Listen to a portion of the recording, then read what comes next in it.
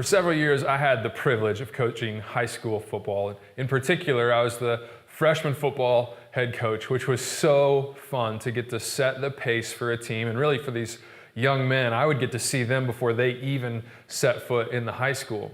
They would show up a couple or 3 weeks before school started, and we would kind of start to explain what the commitment level was going to be needed to be a part of a high school football team.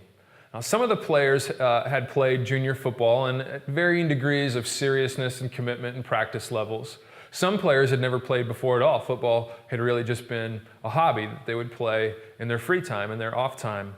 But what we were asking them to do was something different. What we were asking them to do was to make a commitment, to take a step forward, and really, at least for the duration of the season, to make football a pretty high priority. So there were places that we would invite them to go, like this sort of weight room where they would spend hours and hours working out, getting tired, being sore, working hard, doing things they'd never really done before, maybe even just a little bit uncomfortable. There were things that we asked them to stop doing. We asked them to stop drinking 4 or 5 32-ounce sodas every day and eating just pizza and fries for lunch. We asked them to stop staying up crazy late the night before games so that they could be their best for the team that they had signed up to be a part of. We asked them to lean in on their grades and their education and gave them mandatory study hall times to be able to do that as well. And they started to get a sense that what they were being invited into was something different. Now, I would love to tell you that because we set the pace this way at the beginning of the season, that those players all focused for the whole season and stayed with it and never had 32-ounce sodas or stayed up late before a game.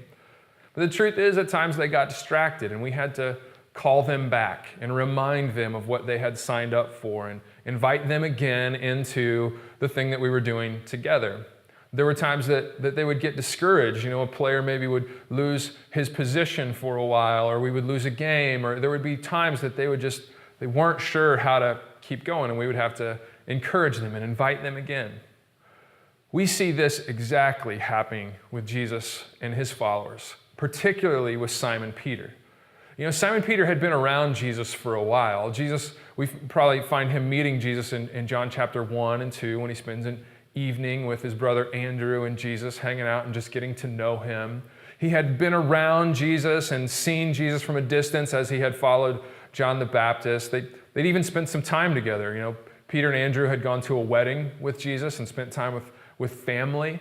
They had gone to church together, we see in Luke 4. We see that Jesus shows up at Peter's house, meets his mother-in-law, meets his wife, presumably.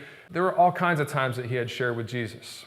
But Jesus makes an invitation to him to take a step farther, not just to know about Jesus or to be around Jesus, but to really partner in being a life bringer. We see it in Luke chapter 5. We see that Jesus shows up and he's been teaching. He wants to be able to teach a whole bunch of people who are on the shoreline. Now, Peter and Andrew had been fishing all night, and they were tired. They were kind of wiped out, and Jesus just happens to choose Simon Peter's boat and says, hey, will you put out into the water so that the water would become something of like a natural amphitheater for the people that were listening. Well, at the end of this, Jesus says, you know what, Peter, let's go fishing. And that probably is the last thing Peter wanted to hear, but Peter says yes. He says this in verse 5, Master, Simon Peter replied, we worked hard all last night and didn't catch a thing. But if you say so, I'll let the nets down again. It's that kind of attitude that our players had with coaches. Hey, if you say so, if working out's going to help us, if not eating junk is going to help us, if not staying up late is going to help us, if you say so, we'll jump into this. And Peter does his best to do what Jesus had said. And what he finds is that even though he had caught nothing all night, Jesus provides for him and his family in a pretty miraculous way. They catch so many fish in deep water at the wrong time of day on a random side of the boat just because Jesus said so. And Peter realizes, man, Jesus is not messing around. He's really inviting me into something that is beyond me. And beyond that, he realizes that Jesus can provide for him. He can make a way for Peter to engage in the very things that Jesus was inviting him into.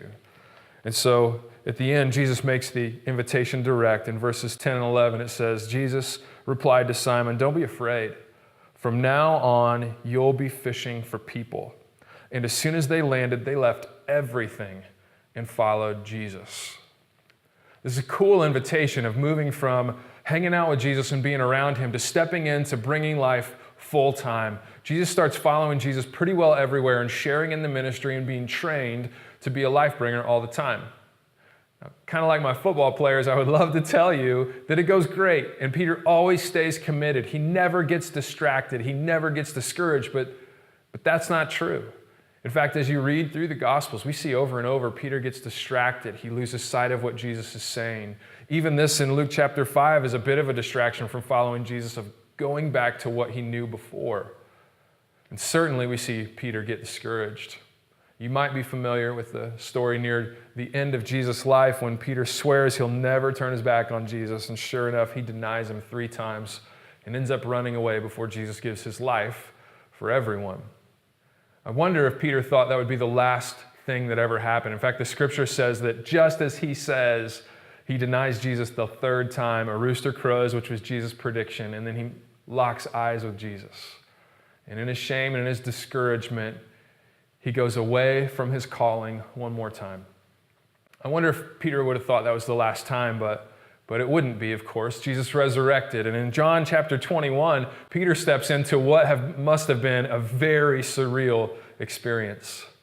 In Peter's distraction and discouragement, he goes back to fishing once again. Not sure what to do. He's with the guys who had followed Jesus. He's with his brothers, with his friends, James and John, and they go back to fishing.